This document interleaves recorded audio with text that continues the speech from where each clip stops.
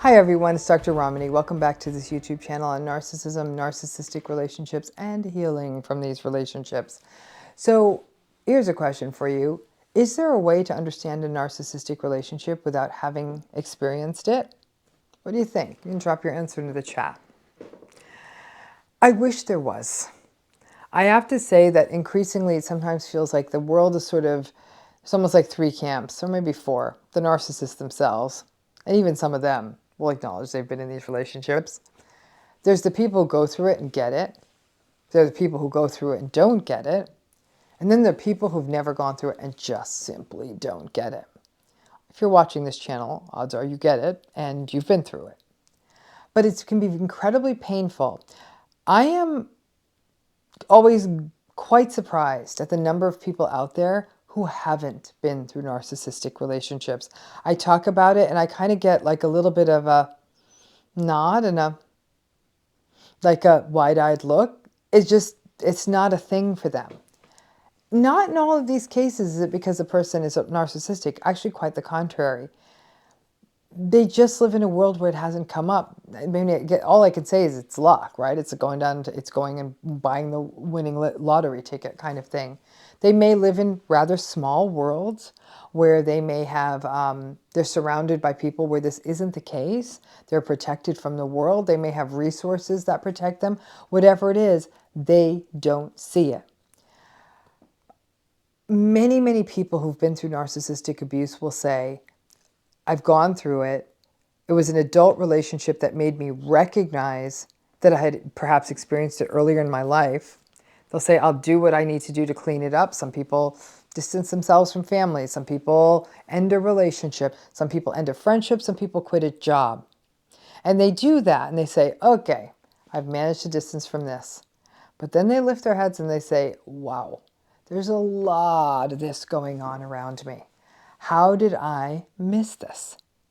You didn't miss it. It's one of those things where I think when you're in it, you get so habituated to it, so accustomed to it. It's almost like living in cold weather for a long time. You do kind of get used to it after a while. So there's even you in your life will find that, oh my gosh, like I'm surrounded by a lot of people that aren't good for me. But one of the bigger griefs is if you've been through a narcissistic relationship, you've survived a narcissistic relationship, and it's especially once you see it, or especially if you get out, what you recognize is that a lot of the people in your life who are allegedly supports to you don't get it.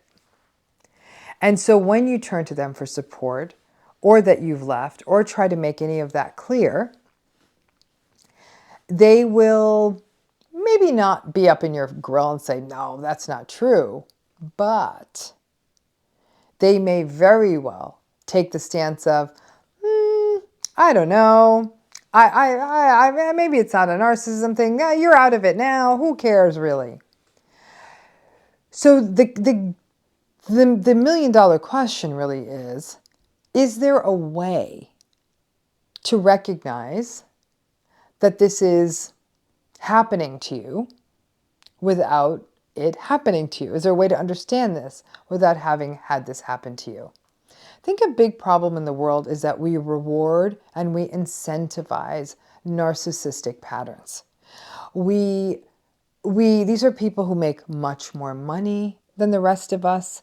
These are people who have much more success. They're more likely to be in leadership. They're more likely to have fame, fortune, all the things that we seem to value, power.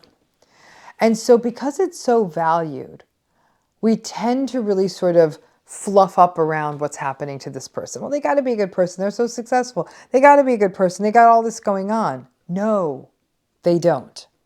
But because of that, a lot of people, if they have not suffered in one of these relationships, don't fully get it. Like I said, especially somebody who does this, and when I'm in mixed company, and people are like, they will definitely dig at me and say, well, I don't know. I get that you do it, Ramani, and we love you. I don't get it. And I realize when I hear that, I don't give a damn if they get it or not. It doesn't matter to me one lick. But what does upset me is I recognize, damn, this person is in someone else's life and doesn't get it. to be able to take in the story of narcissism and narcissistic abuse really means that we have to turn everything we think we knew about the world on its head, about relationships, about family, about success. Think about what we told about family. Never break ranks with your family. Family first. Blood is thicker than water. Family is great. I have to spend time with my family. So if you have to be aware that you've got this family and all of a sudden someone in it is so narcissistic it's not good for you, well, that's not going to work if you think it's all about family. I actually had an interesting conversation with someone recently who was just going on and on and on about family's so important and family's so great and there's nothing more important than family.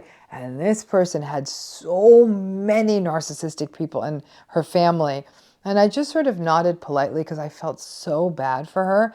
And this is somebody who is struggling with such severe anxiety and so many health problems, but family is really important. And even this is somebody who's going through it and doesn't get it. And one said to me, you know, I did read your book. It made me really uncomfortable. So I kind of put it down halfway because I just don't need to know this. So that's almost like a selective, I don't want to see this.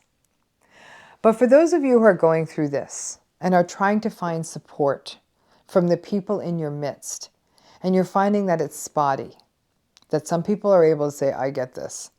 And there's some people who sort of say, I love you and I want to be there for you, but it's clear they don't fully get it. Understand that it is kind of the norm. Even some people going through it, Little Miss Family, don't get it. But if a person hasn't been through it, I can all but guarantee you they're not going to get it. It doesn't mean you have to walk away from these sources of support or friendships, but they may not be able to be there for you in the way you may need it, especially if you're in the acute phases of healing. So in response to that question, is the only way understanding it, going through it? I think that actually applies to a lot of stuff in life, right? I don't really think people who don't have kids can weigh in on parenting. I don't think a person who's never had a dog can weigh in on being a person who on dog stuff. I don't think a person who has never done something is in as good a position to weigh in on it. I think we can give guidance from other areas of our life, but if a person says, I have a dog, I'm going to give you parenting advice, I'll have some fine choices. I'll have some fine words for a person who suggests that. So obviously experience is a great teacher, but empathy is something we can all have for each other.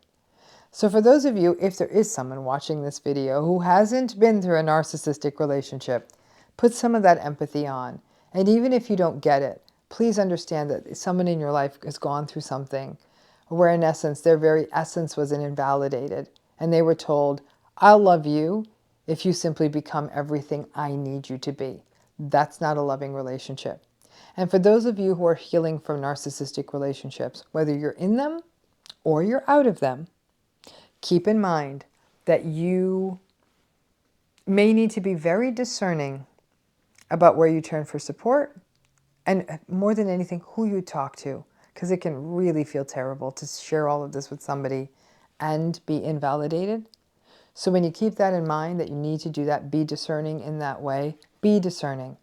Again, doesn't mean you're losing all these people, but it is that awareness that with very rare exceptions, this is one of those human experiences where sadly, in some ways, you kind of have to have gone through it to fully understand it. Thanks again.